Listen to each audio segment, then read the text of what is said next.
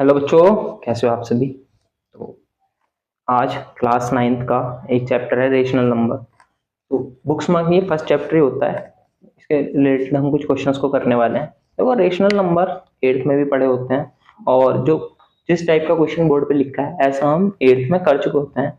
But still revision के लिए कुछ क्वेश्चन हम ये कर लेते हैं, और कुछ इस चैप्टर में जो नए टाइप के क्वेश्चन आए हैं जो कि आपने 8th क्लास में नहीं किए होंगे उनको करने की कोशिश करेंगे।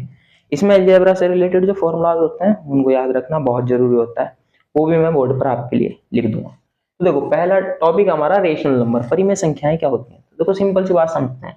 रेशनल नंबर्स होते हैं जिन्हें हम p अपॉन क्यू की फॉर्म में लिख सकते हैं, इस फॉर्म में राइट कर सकते हैं, और q की वैल्यू यहाँ पर जीरो नहीं होनी चाहिए। तो ये p और q ये क्या है यहाँ पर, रियल नंबर्स, वास्तविक संख्याएं, वास्तविक संख्याएं, ये है हमारे रियल नंबर्स, वास्तविक संख्याएं। अब देखो, p and q, three rational numbers between 3/7 and -5/14। Find three rational number. Sorry, हमें तीन रेशनल नंबर यानी तीन परिमेय संख्याएं निकालनी है।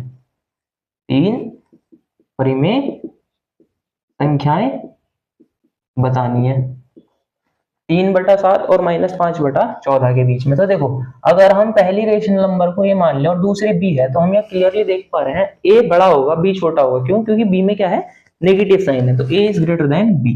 तो जब भी ऐसा हो, पहली जो हमारी रेशनल नंबर है वो बड़ी हो और दूसरी छोटी हो, तो इसमें जो तीन रेशनल नंबर है उनको फाइंड करने का तरीका क्या होता है, इन दोनों को ऐड करो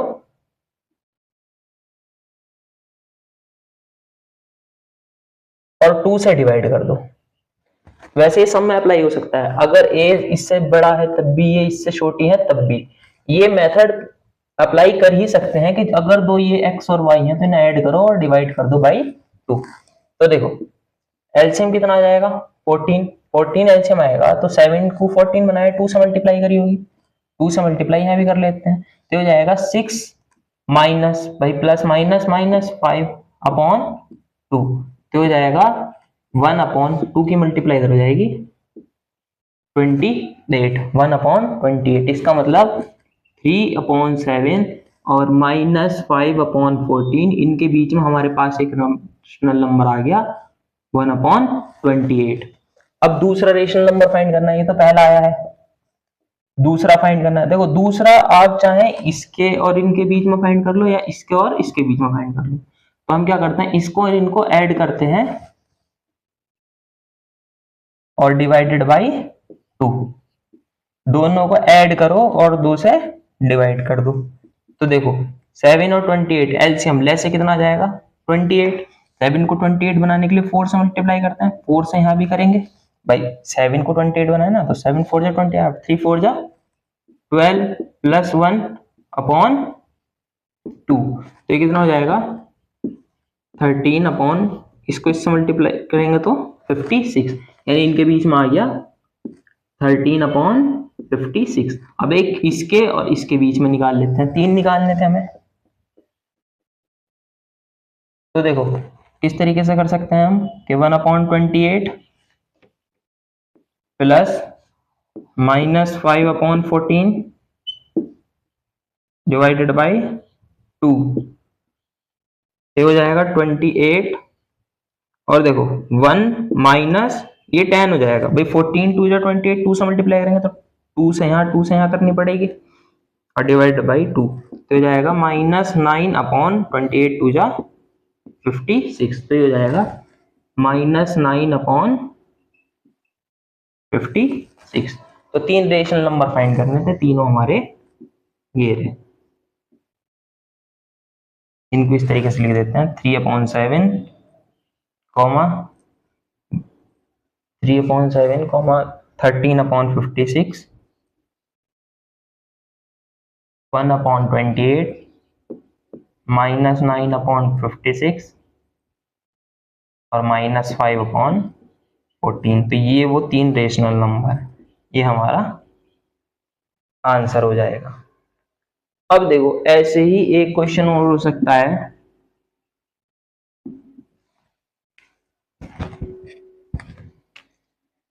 find 3 rational number between 3 and 4। 3 और 4 के बीच में 3 परिमेय संख्या बताइए।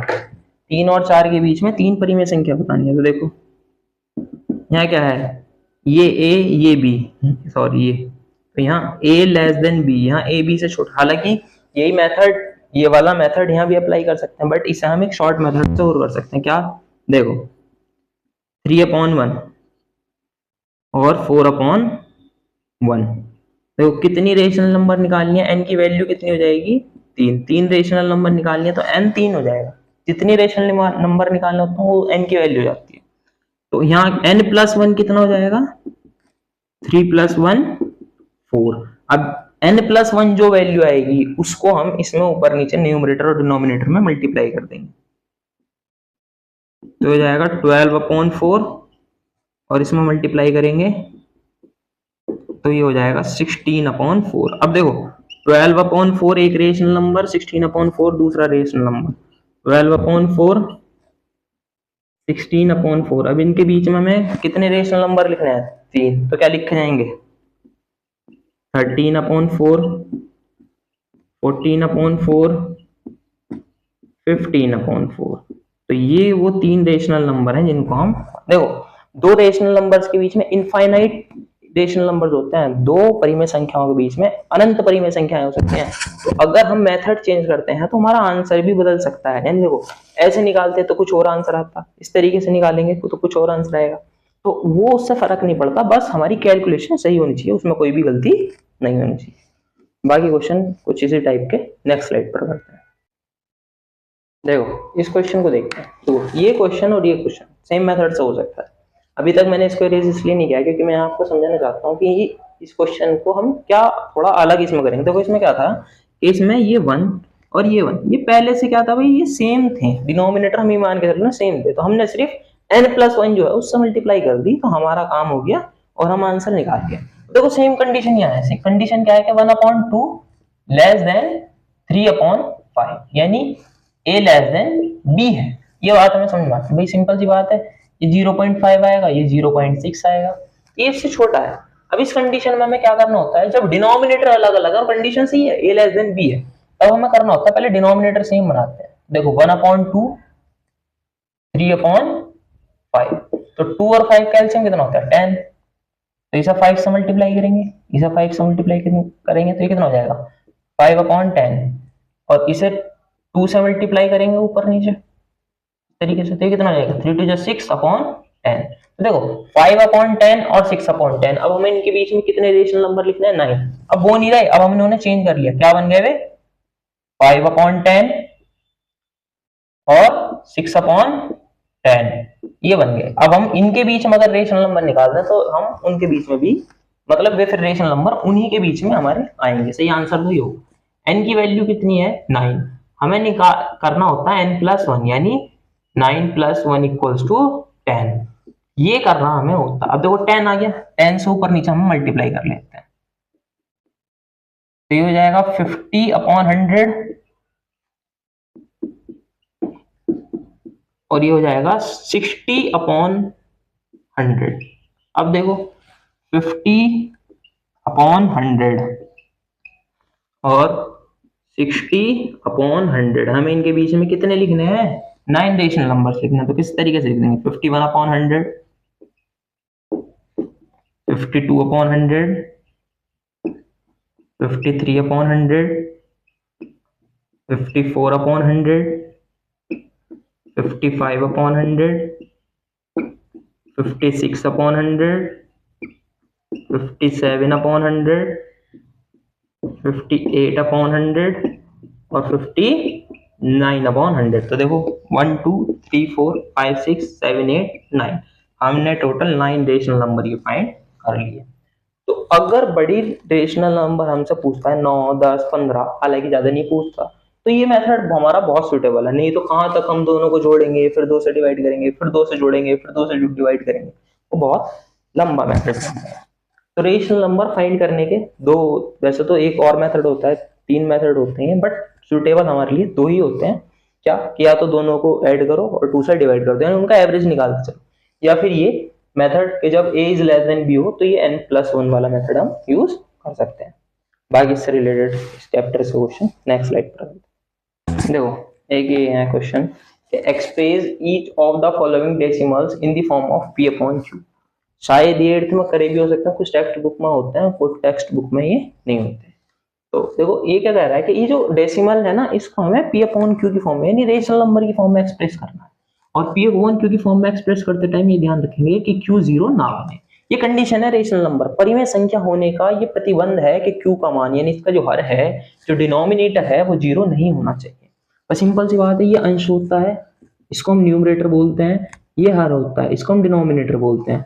हर 0 नहीं होना चाहिए, डिनोमिनेटर 0 नहीं होना चाहिए। तो देखो हमारे पास ये है, हम क्या करते हैं इसमें कि लेट मान लेते हैं x बराबर 0.2 बार है। देखो बार का मतलब ये होता है, ये ना रिपीटिंग डेसिमल है, ये बार बार ये ही रिपीट हो रहा है। तो इसको हम इस तरीके से लिख लेंगे, x is equal to 0.2222 and so on. इसको हम इक्वेशन 1 बना लेंगे। कितनी बात क्लियर होगी? अब देखो कितने नंबर पर हमारा बार लग रहा है, तो यहाँ सिर्फ एक नंबर पर बार लग रहा है, पॉइंट के बाद सिर्फ एक नंबर पर बार लग रहा है। तो जब सिर्फ एक नंबर पर बार होता है तो मल्टीप्लाई करेंगे 10 से। तो मल्टीप्लाइंग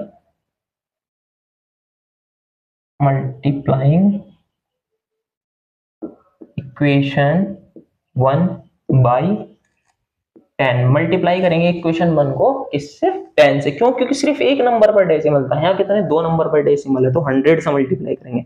यानी देखो एक नंबर पर डेसिमल 10 मतलब 10, 2 नंबर पर डेसिमल 20 मतलब 100। तो ये क्या हो जाएगी, हो जाएगा 10x इक्वल्स टू, देखो 10 से मल्टीप्लाई कर रहे हैं, 10 से मल्टीप्लाई करने का मतलब है पॉइंट एक नंबर आगे शिफ्ट हो जाएगा, ये पॉइंट यहाँ से यहाँ शिफ्ट हो जाएगा, तो ये हो जाएगा 2.2222 और ये एज इट इज, ये इक्वेशन 2 बन गई। अब देखो हमें नहीं पता है कितनी बार रिपीट हो रहा है, ये 1000 बार, 2000 बार, 3000 बार, कितनी बार रिपीट हो रहा है, ऐसे यहाँ भी नहीं पता कितनी बार रिपीट हो रहा है। तो अगर हम एक को इधर ले भी आए तो कोई फर्क पड़ने वाला है नहीं। तो हम क्या करते हैं कि सब्ट्रैक्ट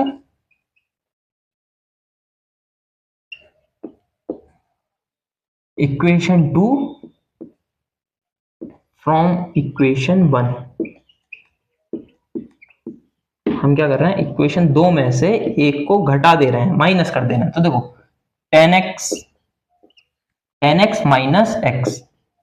अब देखो 2 माइनस 0, 2 माइनस 0, तो 2 माइनस 0 2। अब देखो पॉइंट यहाँ है इसका, ये मैंने ये हटा, देखो इसका पॉइंट है, इसका पॉइंट है, देखो 2 माइनस 2 0, पॉइंट लगा लो 0 0 0। अब मान लो हम एक बार का इधर ले भी आए थे तो कोई फर्क नहीं पड़ता, 2 के बाद कितने जीरो लगे उसकी वैल्यू कितनी रहती है, 2 ही रहेगी। अब देखो 10x माइनस x कितना बचेगा, 9x, 9x इक्वल्स टू 2, तो x की वैल्यू कितनी आ जाएगी 2/9, ये हमारा आंसर हो जाएगा। तो देखो ऐसा क्वेश्चन अक्सर 2 मार्क्स में आता है, 2 मार्क्स में करने के लिए क्वेश्चन इतना सफिशिएंट है, सुटेबल है। अब अगर हमारा क्वेश्चन मान लो ये एमसीक्यू में आ जाता तो ध्यान से देखो ये कितने, यहाँ क्या है, ये 2, कितने नंबर पर बार लग रहा है, एक पे, एक नंबर पर बार का मतलब 10, एक नंबर पर बार का मतलब 10, और पॉइंट के जस्ट बाद है, यानी एक नंबर बाद है तो 10 में से 1 माइनस कर देंगे, कितना आ जाएगा ये 9, ये हमारा आंसर हो जाएगा अगर ये एमसीक्यू में आता है तो। या फिर हम कहीं कोई एग्जाम देने जा रहे हैं और वहां वो एमसीक्यू टाइप का एग्जाम है तो उस तरीके से इस क्वेश्चन को कर सकते हैं, अदरवाइज स्कूल में तो हम इसी तरीके से इस क्वेश्चन को करेंगे। इस क्वेश्चन को देखते हैं, देखो करने का तरीका यही है सेम के लेट मान लेते हैं, हमने माना, लेट कर लिया, x इज इक्वल्स टू है 0.53 बार। अब देखो जितने पर बार होता है ना, इसका मतलब वो रिपीटिंग टर्म है, इक्वेशन 1 बन गई। जिस पे बार है इसका मतलब वो रिपीट बार बार आएगा, बार बार आएगा, बार बार डिवाइड होने पर वो ही आएगा, इसलिए ये एक रिपीटिंग टर्म है। अब देखो इक्वेशन 1 बन गई। कितने नंबर पर बार है हमारे, 2 नंबर पर बार है। कितने नंबर पर बार है, 2 पर। 2 नंबर पर बार का मतलब होता है 2 जीरो, 2 नंबर पर बार का मतलब 2 जीरो, यानी 100 से मल्टीप्लाई करेंगे, तो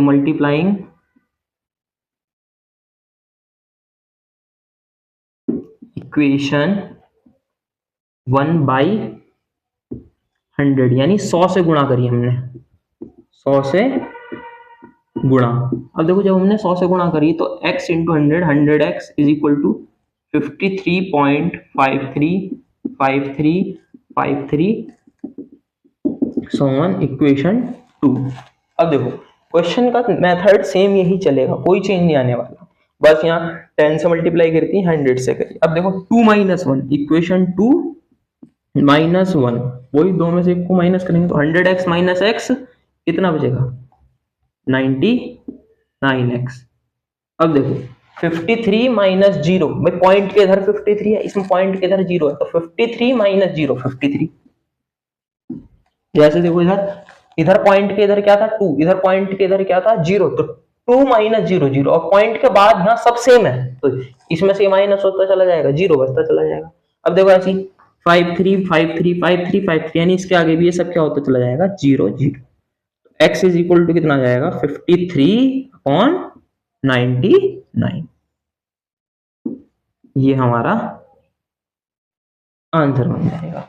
नहीं तो देखो भैया क्या है ये 53 तो ऊपर ऐसे लिख दो अपॉन 2 नंबर पर बार है, 2 नंबर पर बार, और दोनों नंबर जस्ट क्या है पॉइंट के बाद है, तो 100 और पॉइंट के जस्ट बाद ही है ये नंबर, यानी पॉइंट के बाद ऐसे कोई नंबर बचता ही नहीं जिस पर बार ना हो, तो 100 में से कम कर तो कितना बचेगा 99। ये हमारा आंसर बन जाएगा।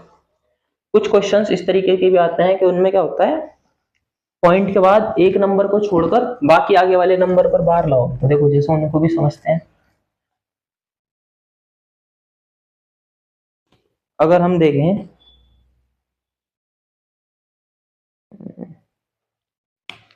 देखो 32.125 बार, ये है क्वेश्चन 32.125 बार। अब देखो इसमें क्या है पॉइंट के बाद नंबर तो 3 है बट बार सिर्फ 2 ही नंबर पर लग रहा है, नंबर तो 3 है बट बार सिर्फ 2 ही नंबर पर लग रहा है। तरीका यही रहेगा, बस थोड़ा एक्स्ट्रा आईडी क्या होगा वो देखते हैं। हम क्या करते हैं इसे लेट कर लेते हैं, let x is equal to 32.125 bar, ये हो गया। इसी को हम इक्वेशन 1 बना लेते हैं, खत्म बात। अभी देखो पॉइंट के बाद इधर कितने नंबर हैं जिन पर बार नहीं है, एक नंबर है, कितने नंबर हैं जिन पर बार नहीं है एक नंबर, तो अगर हम यहाँ 10 से मल्टीप्लाई करते हैं तो पॉइंट इधर शिफ्ट हो जाएगा, पॉइंट इधर शिफ्ट हो जाएगा, इधर शिफ्ट हो जाएगा, फिर पॉइंट के बाद सारे नंबर क्या हो जाएंगे वो हो जाएंगे जिन पर बार है, तो मल्टीप्लाइंग